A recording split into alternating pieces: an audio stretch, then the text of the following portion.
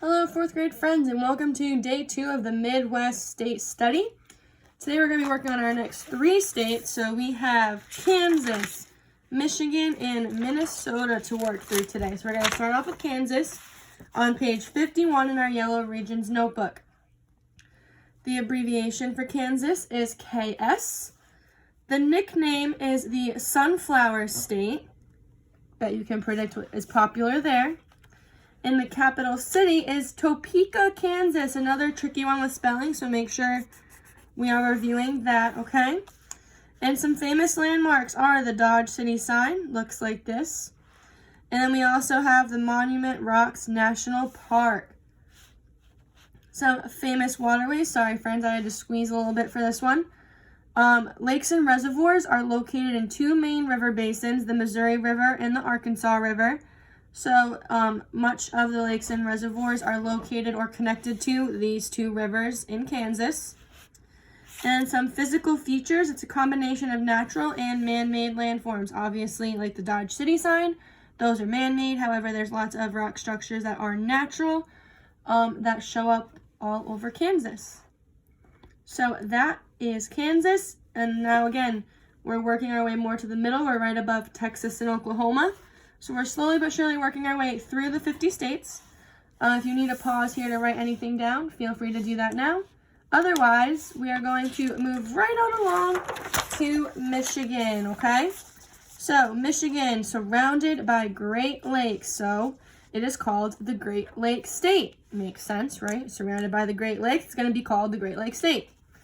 And also the abbreviation is MI, so just make sure to make a note of that. And the capital city is Lansing, Michigan. So we're just going to star our capital here. Lansing. Not too bad for spelling with this one, but you need to remember it. So Lansing, Michigan. And then some famous landmarks are the Henry Ford Museum, the Mackinac Island, and the Isle Royale Park. So lots of famous landmarks in Michigan that tourists love to visit. Waterways for Michigan, obviously we're surrounded by the Great Lakes, so that's important to know. And as we can see, we have all of these coasts.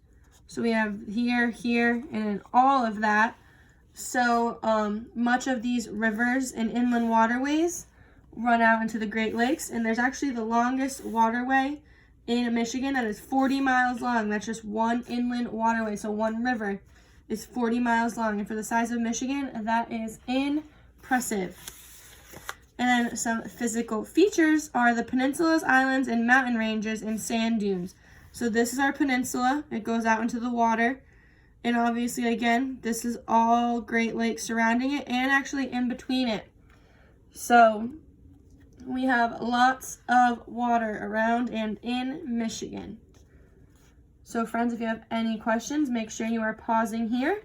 Or if you have to take some more notes down, you didn't have enough time, great time to pause. And then we have our last state of today, which is Minnesota. Minnesota, the abbreviation is MN. With the Midwest, it starts getting tricky with all the M-lettered states. Just make sure you're taking note of that. And it's called the North Star State.